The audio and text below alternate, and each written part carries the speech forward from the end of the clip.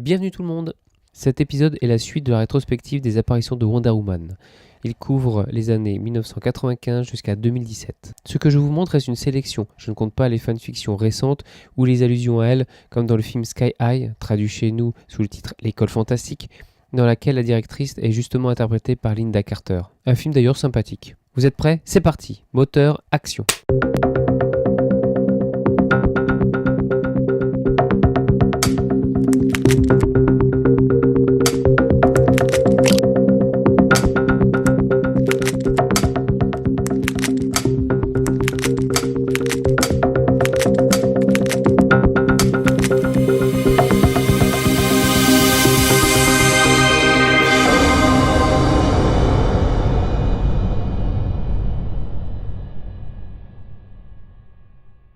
Souvenez-vous, nous avions laissé notre Amazon dans les rediffusions et quelques apparitions éparses. La technologie allant grandissant et le potentiel de reprendre ce troisième élément de la Trinity DC, surtout après les succès des films de Burton sur Batman, titillaient les grandes pontes. Tellement de noms d'actrices ont défilé pour l'incarner. Il faudra attendre 2016 pour la voir sur le grand écran et pas encore en personnage principal. Durant toutes ces années, elle aurait dû apparaître dans des séries comme Smallville, mais les droits étaient bloqués. Pourquoi ? Du fait d'un hypothétique film qui aura finalement lieu qu'en 2017. En 1995 sort sur la console Super Nintendo et Mega Drive, deux consoles 16 bits, Justice League Task Force, un jeu de combat en 2D dans lequel vous pouvez jouer Wonder Woman. A noter que ce sera l'unique apparition de l'Amazon sur une console de Sega. Seulement 6 personnages jouables en mode story, les principaux personnages de la JLF de l'époque, ce jeu ne restera pas dans les mémoires, sauf peut-être pour ses problèmes de caméra. Vous pouvez observer les deux versions du jeu.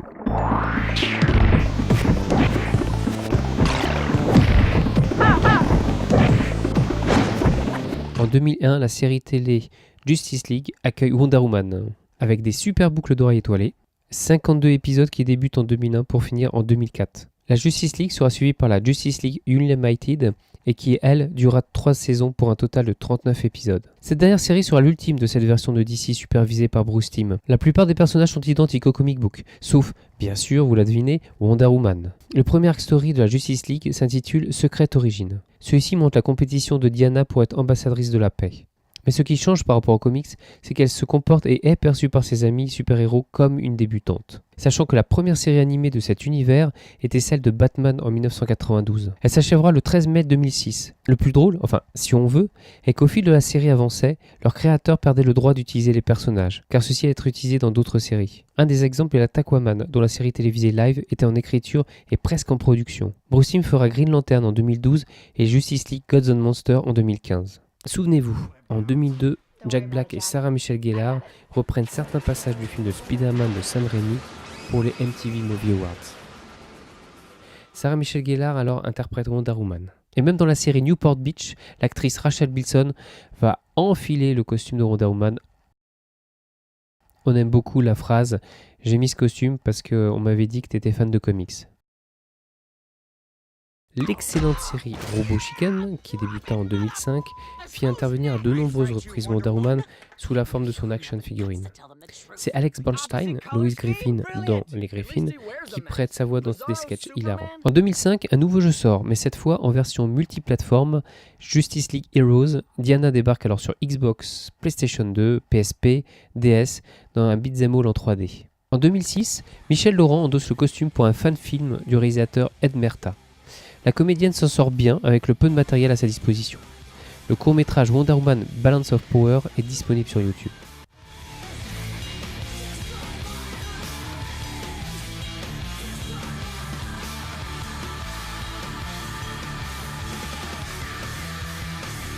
Allez, on se regarde la petite transfo.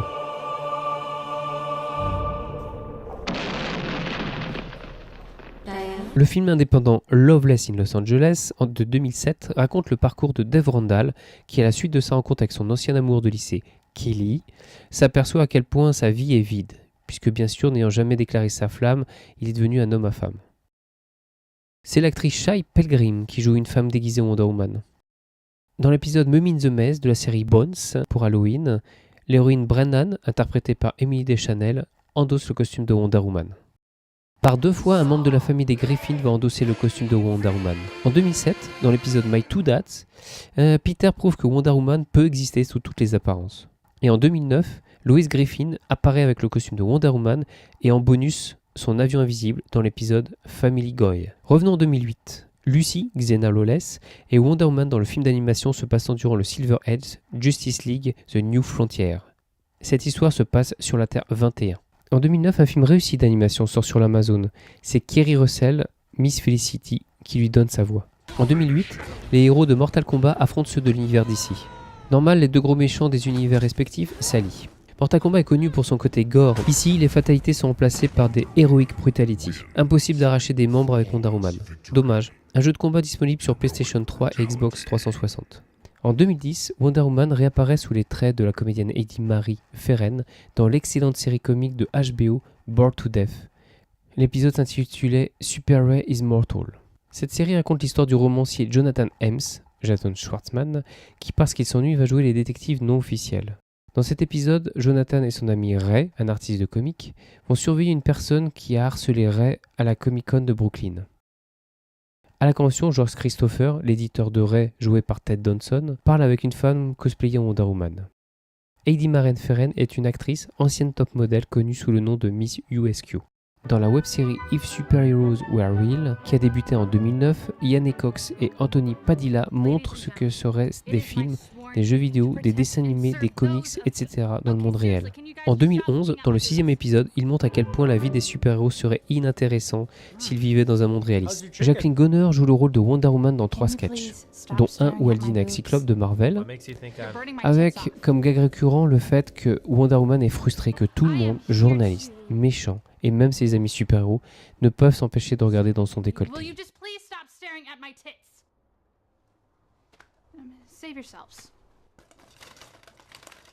2011-2016, DC Universe Online débarque sur PlayStation 3 et PC, puis sur PlayStation 4 et Xbox One, un MMORPG dans l'univers DC, dans lequel, à défaut de pouvoir jouer les héros existants, vous pouvez les recréer. En 2011, dans le pack DC Comics, sur PlayStation 3 de Little Big Planet 2, une Diana Beanbags, marque de la série, vous guide.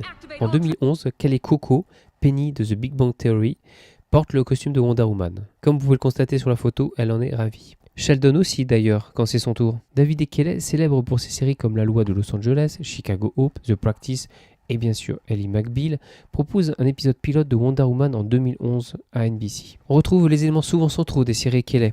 Un personnage torturé par les choix de sa vie professionnelle et amoureuse. Diana est la tête d'une grande entreprise, promouvant difficilement le personnage de Wonder Woman.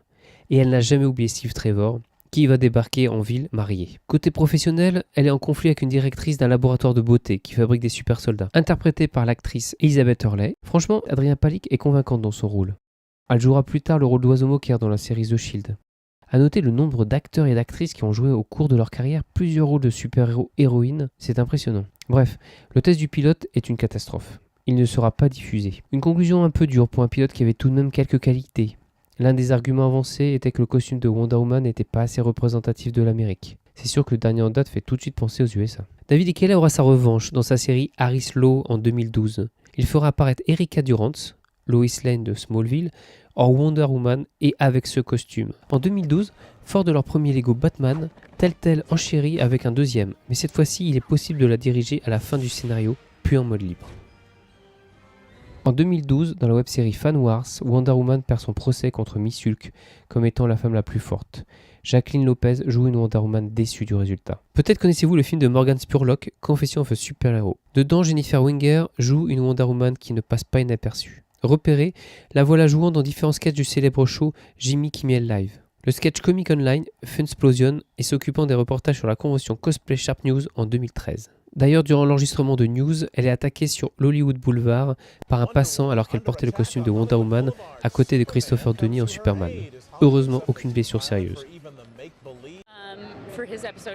En 2013, le très bon Scribblenauts Unmasked permet d'interagir avec Wonder Woman uniquement sur PC, Wii U et la console portable de Nintendo, la 3DS. Toujours dans la parodie, la série animée mais aussi stop motion ou pâte à modeler, en fait toute forme d'animation, MAD, a utilisé par 3 fois Wonder Woman dont la voix était celle de Rachel Ramras pour l'épisode That's What Super Friends Are For, et Tara Strong connue pour sa voix dans Elle en a fait tellement.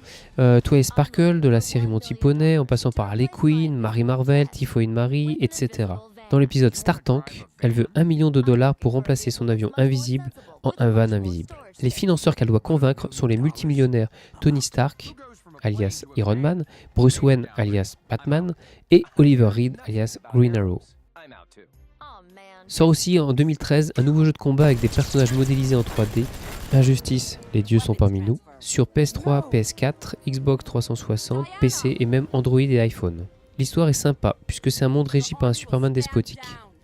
Wonder Woman s'est rangé dans son camp. Un comic d'ailleurs a été créé pour combler les fameuses années manquantes évoquées dans le jeu. En 2013, après Urgence, l'actrice Leslie Bibb joue une Wonder Woman enquêtant avec Batman et Robin sur la menace d'une bombe à Gotham dans un immeuble de speed dating. Ce sketch fait partie du film Movie 43, réalisé par Peter Farrelly. Vous le connaissez sûrement pour Marie à tout prix ou Me, Myself and Irene. Bref, ce film navrant a gagné le 34e Golden Raspberry. Elle apparaît aussi dans Lego Batman 3 Beyond Gotham sur PS3, PS4, Vita, PC, Xbox 360, Xbox One, Wii U, 3DS, Android et iPhone. Toujours en 2013, produit par Rainfall Films et réalisé par Sam Balcombe, un court film indépendant sort sur l'Amazon. 2 minutes 35 tournées en 2 jours qui ont le mérite de montrer une Wonder Woman convaincante. Elle affronte des soldats sur un pont tout en se remémorant son combat contre des monstres géants, sûrement des cyclopes. Bon ok, il y a 3-4 soldats, mais les scènes d'action sont assez bien filmées. Interprétée par Ila Vanderbilt, que vous connaissez si vous avez vu les films d'horreur Hatchet 1 et 2, mais aussi en 2010 Frozen.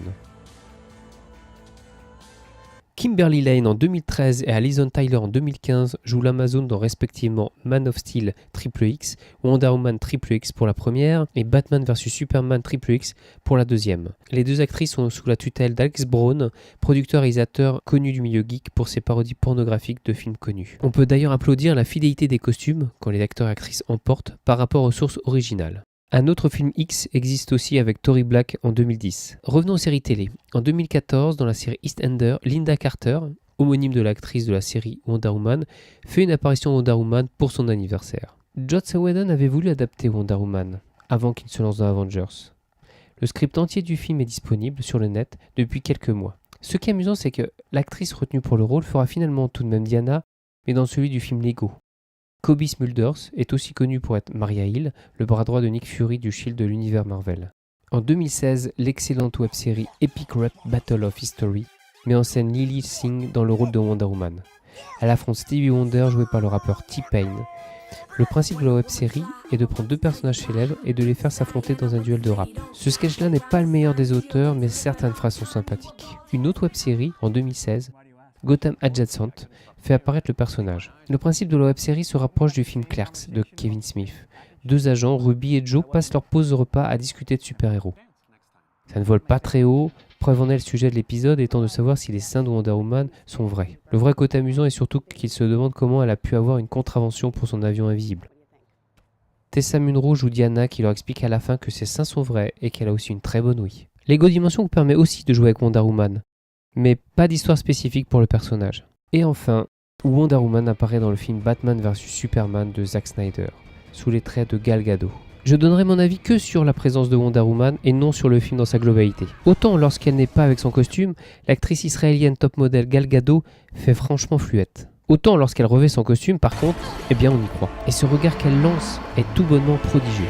En 2017, arrive le film live sur Wonder Woman avec comme réalisatrice Patty Jenkins, qui avait entre autres réalisé le très bon Monster avec Charlize Theron et Christina Ricci. Le film de Wonder Woman est ce genre de film qu'on a envie de défendre, qu'on a vraiment envie de porter au nu et de dire voilà, c'est ce que j'attendais. La critique que j'en fais est bien évidemment propre à moi. J'aurais franchement pu en parler pendant au moins un épisode entier de Nutshell en montrant chaque détail qui m'a agacé. Mais non, j'ai fait plusieurs moutures de ma review et finalement je n'ai gardé que celle-ci. Le gros problème du film par rapport au personnage de Diana et de la mythologie du comics est que visiblement les scénaristes n'ont pas compris la volonté du créateur Charles Moonstone. Ce qui m'a le plus dérangé est l'omniprésence masculine dans le film. Alors on a Zeus qui crée Themyscira, Zeus est le père de Diana, bon soit c'est en accord avec les derniers arcs, même si je suis vraiment pas fan. Là où on atteint le summum, c'est que Zeus est sage et bienveillant, c'est lui qui crée les hommes. Comme le dit Hippolyta dans le film, la mère de Wonder Woman, Zeus créa les hommes à son image, les êtres justes et passionnés. Alors j'ai pas dû lire la même mythologie, bon maintenant il lui raconte ça d'après un livre avec des images qui bougent. Très joli passage d'ailleurs. Mais un petit rappel quand même, Zeus généralement force les femmes à l'aimer et en plus, il trompe allègrement sa femme Héra. C'est un super modèle pour les Amazones. Hein. Les Amazones sont créées par les dieux, exit les 5 déesses, pour combattre Arès qui est jaloux de la création de son père et qui pervertit les hommes. C'est bizarre, ça me rappelle un nom chat. Donc la mythologie grecque revue en version mythologie biblique par les Américains. Rien d'étonnant, vous me direz. Je reprends les points que je voulais soulever. Son changement de mentalité sur le fait que tuer Arès n'arrêtera pas la guerre, car le désir est en nous, les humains, mais il y a quand même du bon dans l'être humain, est fait finalement grâce à un homme, Steve Trevor, entre autres par son sacrifice et les dernières phrases qu'il lui dit. À propos de la relation Steve Trevor-Diana, pourquoi n'avoir pas pris le parti d'une relation d'amitié et de respect mutuel entre Diana et Steve Trevor, plutôt qu'une romance digne psychologiquement d'Anakin et de Padmé de Star Wars épisode 2. Je parle même pas du personnage d'Eta Candy, qui a aucun intérêt à part l'élément comique. Vraiment dommage. Une autre question qui me turlupine un peu, c'est pourquoi un costume rouge, bleu et jaune qui attire tous les snipers du monde entier, puisqu'à aucun moment ces couleurs sont représentées chez les Amazones. C'est même pas ceux de Zeus. Dans le comics, c'est une référence au drapeau américain, mais là, on sait pas. Je passe sur le fait qu'elle parle un nombre incroyable de langues en ayant été élevée sur une île coupée du reste de la planète, mais qu'elle ne reconnaisse pas une montre. Remarquez, ça c'est possible. La montre bracelet a été inventée en 1904. La cerise sur le gâteau étant le combat final contre Arès, qui était, je crois, à la vie vraiment tout le monde, dispensable. Arès, un dieu issu de la mythologie grecque, s'exprimant comme un acteur britannique qui déclame une pièce de tragédie grecque. C'est sûrement fait exprès. Tout ce qui avait pu être évité dans le film est condensé dans ce combat. J'attends vraiment pas voir du Dragon Ball quand je regarde Wonder Woman. J'ai même cru qu'elle nous faisait un Genki Dama à la fin. Il y a cependant des points positifs dans le film, dont certaines répliques. Le personnage de Steve Trevor, interprété par le très bon Chris Pine, est le mieux travaillé au niveau psychologique. C'est dommage car Diana aurait vraiment mérité un meilleur traitement. Car finalement elle subit plus qu'elle n'agit, et son côté naïf n'est vraiment pas des plus réussis. Comme beaucoup de films live d'ici, l'histoire est bancale, on doit deviner des non-dits, comme par exemple le traumatisme de certains personnages, je pense au sniper alcoolique. Alors oui, ce film est mieux que Man of Steel, Suicide Squad, et même Batman vs Superman, mais il reste décevant par beaucoup de maladresse et de trahison de l'univers. Faites-vous quand même votre idée. La réalisatrice Patty Jenkins a très bien défendu son personnage et son film. Je pense que le deuxième film devrait être une vraie réussite car le premier fait aussi un côté un peu pilote. En tout cas, il a été très rentable financièrement et ses effets ont été bénéfiques sur la vision des super-héroïnes et de la relation homme-femme, ce qui est déjà un grand point. Cette fin d'année nous permettra de revoir encore Wonder Woman avec le film Justice League. Mais elle n'affiche pas une mine super heureuse sur l'affiche. À suivre donc. Nous, on se retrouvera aussi normalement avant la fin de l'année pour un prochain et dernier épisode sur l'Amazone pour son côté iconique. Au revoir.